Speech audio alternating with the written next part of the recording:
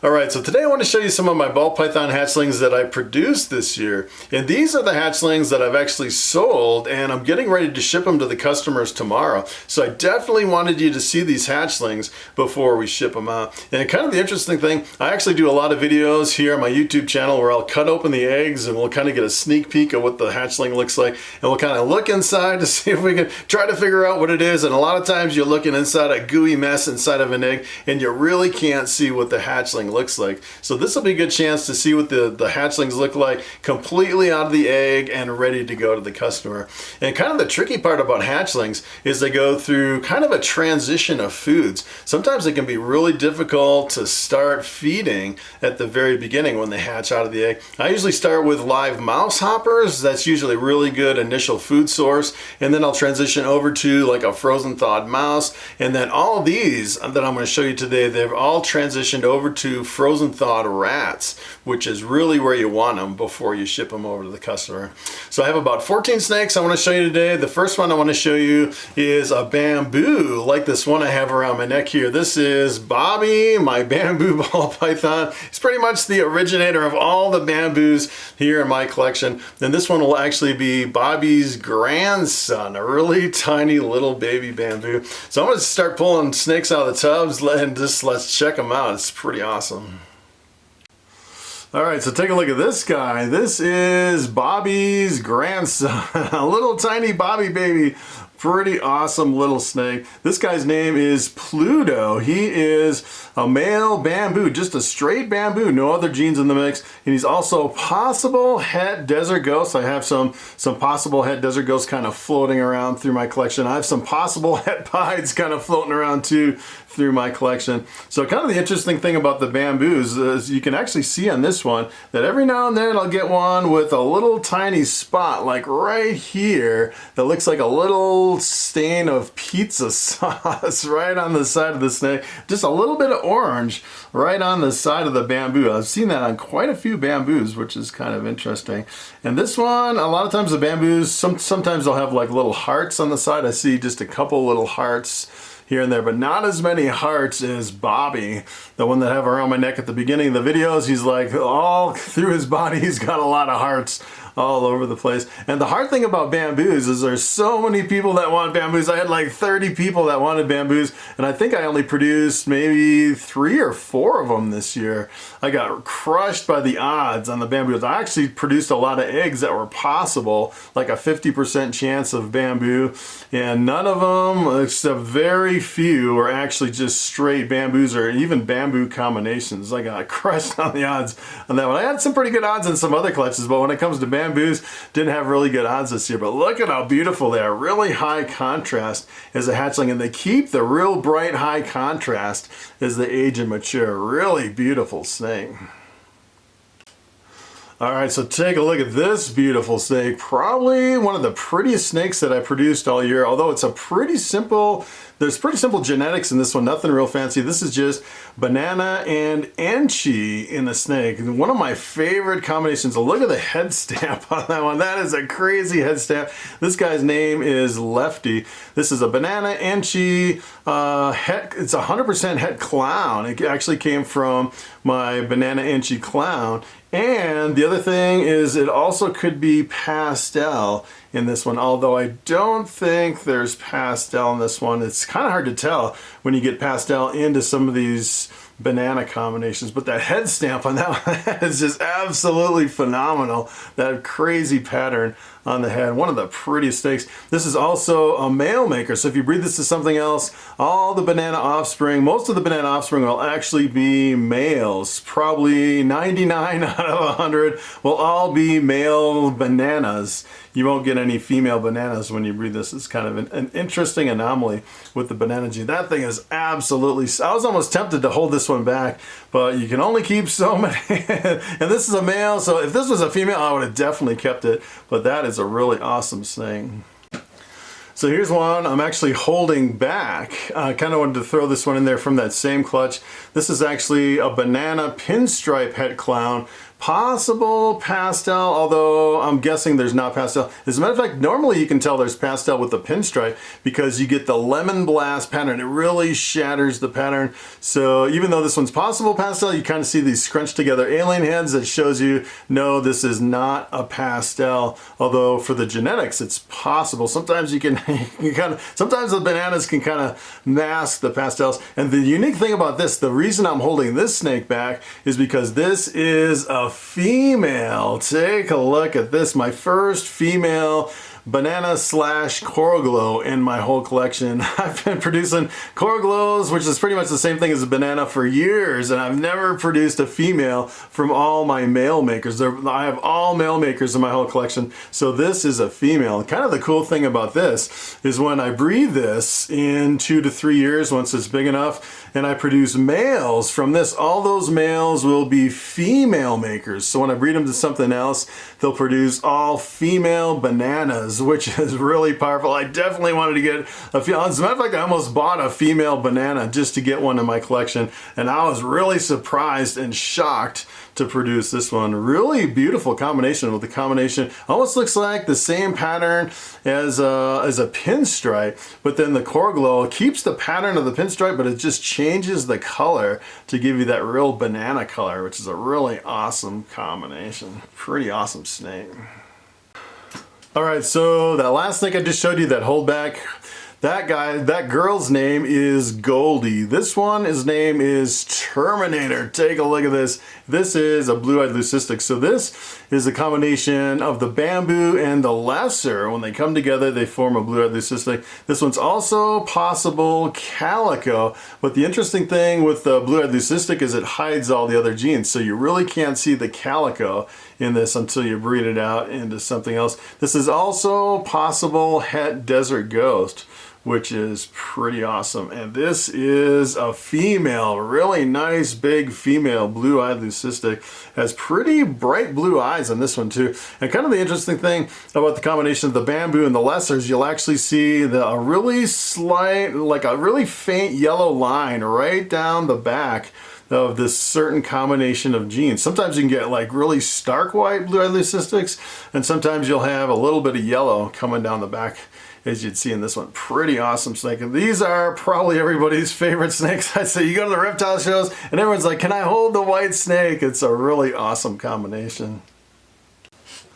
All right, so here is Sparky. Sparky is a female, 100% het desert ghost. Just looks like a normal ball python, like a wild type ball python without any other genes in there. And it seems like these normals, even though I don't like to produce normals because it's hard to pay the bills producing a whole bunch of normals, but let me tell you, it's everybody's favorite snake because you can get them really inexpensive compared to all the other ball pythons. And if you're looking for hets too, a lot of times you can pick them up on the cheap and get into some of your higher end genetics working into some of these, especially if you have females. A lot of people are really interested. Look at how long this one is, super long. This is my second clutch of the year, kind of one of my last ones. So the first and second clutch, I've pretty much sold all of them except just a couple of them here. This is 100% het desert ghost. Pretty awesome snake. All right, so here is Destroyer. Take a look at this. This is from that same second clutch. Really super big. Look at how big this guy is. I can't believe he's so big. Believe it or not, it's a hatchling. It's almost again to the point where it's up there, almost like a yearling, which is, pretty soon this guy will be ready to breed, which is kind of crazy. So this is actually a male calico, 100% het desert ghost.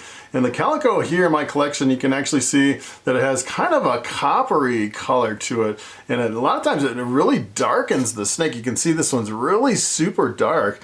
And sometimes you can get a little bit of the white coming up in the sides. If you actually mix this with like a bamboo or something like that, you'll actually get a really super high white bamboo mixing calico with the bamboo. Pretty awesome snake. I can't believe how big some of these are getting. This guy's really huge. Pretty amazing. All right, so this is a male, 100% het desert ghost, and as far as I know, there's really no indicator on the snake that it's het for desert ghost. You really can't see any markings or belly tracks or anything like that. This one, I think it's just a normal I don't think it has the calico in, but now that I'm looking at it, it almost looks like it could have like a low expression calico in there, which is kind of interesting. Sometimes you can kind of sell extra jeans. I usually don't, you know, guess at the jeans if it's a slight possibility of that gene, but I think that is just a normal 100% het desert ghost. Pretty awesome snake.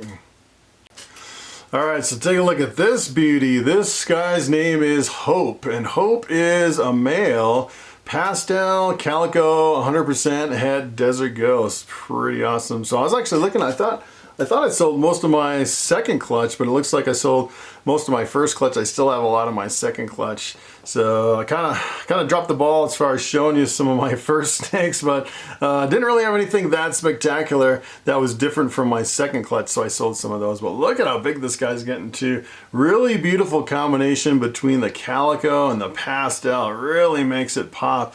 And then when you work this into a desert ghost, you know, it's even more impressive, especially with the calico. Kind of the funny thing on this clutch is I was shooting for the visual desert ghost. My odds should have been 50% visual desert ghost, and I didn't hit a single visual desert ghost on this one. So I completely bombed on this clutch as far as the odds, and along with the bamboos, I really bombed on that one too, which is kind of crazy. But this is a really well started, almost like a yearling ball python already, getting really big. You know, these males, they can breed at like 400 grams. I don't know how much this one's weighing, but he's getting pretty big.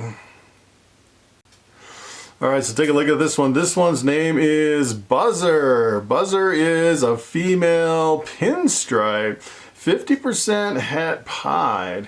This actually came from that Coral Glow where I actually produced the dinker, although the dinker, well, I thought it was actually like the stranger gene or something, some crazy gene that I isolated from that snake. This came from that one, but I don't think this actually has that dinker gene in it. It looks like you have pretty even, like kind of like scrunched together alien heads that you'd see kind of on the side of your pinstripes over here. So nothing really out of the ordinary. And believe it or not, I actually just sold this one yesterday.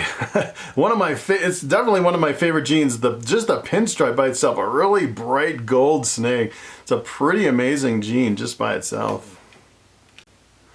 All right, so here is Thor. Thor is a really good looking female pastel, 100% het desert ghost.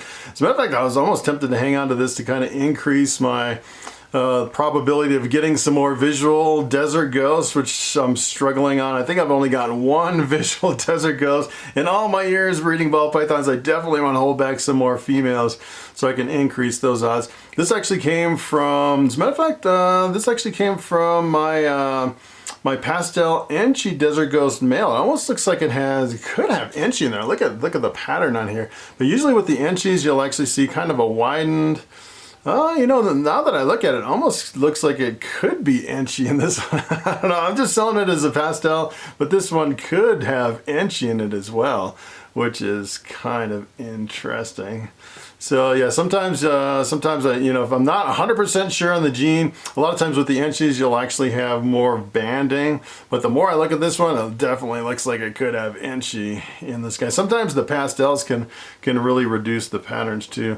So if I'm not 100% sure, usually I'll just sell it as, you know, without, you know, not, you know, like a possible Enchi in some of these. Sometimes I won't even label it as possible Enchi, but this one I think it might actually be Enchi, which is kind of interesting. Really awesome looking snake, really bright for just a pastel. And the thing that's kind of interesting is when you add like a het clown to the pastel, it really makes that yellow really pop. And if you actually could make a visual desert ghost pastel, let me tell you, those are breathtaking, almost blindingly bright yellow, which is pretty amazing. All right, so here's another pastel. Her name is Savage. It's a female pastel, 100% het clown, so you can definitely tell on this one it's a little bit brighter, I think, than the other one. It seems like everything I produce with one copy of the recessive clown gene really increases the brightness of all the colors, which is pretty amazing. And the other interesting thing about this is definitely does not have Enchi in it at all. So you can definitely tell more of a repeating pattern. That's kind of what I would expect with the pastel. Every now and then you'll get some alien heads on the side of the snake. Really good looking snake, really cute. And, you know, being het clown, one of the best things you can mix with clown, in my opinion, is pastel. The pastel with the addition of any clown makes for a really amazing looking combination. All right, so here is Freckles. Freckles is a female pastel calico, 100% het desert ghost, a pretty awesome snake. And as a matter of fact, I actually produced a super pastel het desert ghost that if it's a female, I'm actually holding that one back. But this is one of the ones I actually considered holding back just because I want to increase my number of visual desert ghosts. And a lot of times it helps starting with more hets to try to get into the visuals. But yeah, the combination of the calico and the pastel makes for a really amazing combination. And the kind of the interesting thing about this is there's a lot of different versions of calico and a lot of different versions of pastel. So a lot of times you can have different calico pastels coming together and you'll see completely different results as far as what you can expect as far as the visual appearance of the snake based on the different versions of the calico and the pastel. All right, so take a look at this guy. This guy's name is Beast, and Beast is a male coral glow. He is also a male maker. So if you breed this to something else, all the coral glow offspring will all be males. And he's also 100% het clown, which is pretty awesome. One of my favorite combinations is the coral glow clowns. And he is possible pastel, although a lot of times when you add pastel into the coral glow, a lot of times you can't see it. And as a matter of fact, with the coral glow is really visually dominant. So if you mix it with any other gene that has a lot of color in the gene, especially if it doesn't really affect the pattern that much, a lot of times the coral glow will really dominate the color of some of those other genes. It's almost like up there with albino. We're trying to mix, you know, color genes in with the albino. It completely obliterates all the color, although it's a little bit more forgiving than you'd see in the albino, but it's really visually dominant. And usually with the pastel, a lot of times you'll see kind of a jumbled up pattern, but I'm not 100% sure to where I'd say there is pastel in this one. I produced quite a few pastel coral glows and pastel bananas, and I'm still kind of on the fence as far as, you know, saying 100% sure that I know that pastel is in the mix. So I usually just sell them as possible pastel, but that's a really nice looking snake. All right, so take a look at this guy. This guy's name is Helios. Helios was actually the crown jewel of one of my clutches. As a matter of fact, I was thinking about holding him back. He is actually a pastel, pinstripe, inchy, banana, 100% het clown. Take a look at that beauty. I probably should have held him back. Now that I'm looking at him, now that I'm thinking about it a little bit more, but I actually put him up on Morph Market and sold him. It's kind of interesting because, you know, you have so many awesome snakes that you want to hold back, and you don't, a lot of times you don't want to expand too much in one year because then you run out of room for all the awesome stuff in the following years that you'll actually produce. As a matter of fact, I actually have some holdbacks from last year that I already want to get rid of and replace with some of the awesome stuff from this year. So you kind of have to pick and choose what you're holding back as you expand your collection. But that is a really awesome snake. He is a male and a male maker. If this guy would have been a female, I would have definitely held him back for sure. But that's a really awesome snake, especially being 100% het clown. The pinstripe with the clown is absolutely stunning. All right, so take a look at this snake. I've never actually produced a snake like this. This is Fluffy. We named this one Fluffy. Fluffy is a female pastel pinstripe inchy 100% het clown, which is really interesting. So I was actually surprised. This almost looks like a lemon blast, but it's super bright. Look at how bright it is. I think the brightness from this is coming from the influence of not only the het clown, but also the inchy. It seems like everything that I produce with the inchy is a really bright yellow. And then when you mix that inchy with the het clown, it seems like everything with the het clown is a lot brighter. So this guy's just kind of blew me away how bright it was. I was like, what in the world is that? It took me a while to figure out what the genes are in this because I've never produced one like this. But it is a really super bright, really interesting looking snake. I absolutely love how it keeps a lot of the influence from the pinstripe in this snake. Pretty awesome. All right, so I'm going to finish up with Starbuck. Take a look at this thing. Look at how big this one's getting. This one's huge already. I can't believe it. This is This is just a normal female 100% het desert ghost. Look at how big this one's getting already. Super big and chunky. And let me tell you, once they start eating like a frozen thawed rat, they grow super quick. They grow like lightning speed. It's always hard to get them kind of from the hatchling stage over to frozen thawed, but once they start eating some pretty good sized frozen thawed rats, they grow like a rocket. Let me tell you, let me tell you, some of these things are starting to eat me out of house and home. You know, if you actually have like 100 hatchlings, then you're going through 1 or 2 rodents a week. You're talking about 100 to 200 rodents every single week to try to feed your hatchlings. But I like to keep them till they're a little bit bigger. Gives people a better chance of success of feeding them right off the bat. That's kind of the tricky part with ball pythons. And I like to get them up to, this is like the perfect size. If I could sell them all at this size or just maybe a little bit smaller than this, they're well started and up there eating frozen thawed rats, doing really good.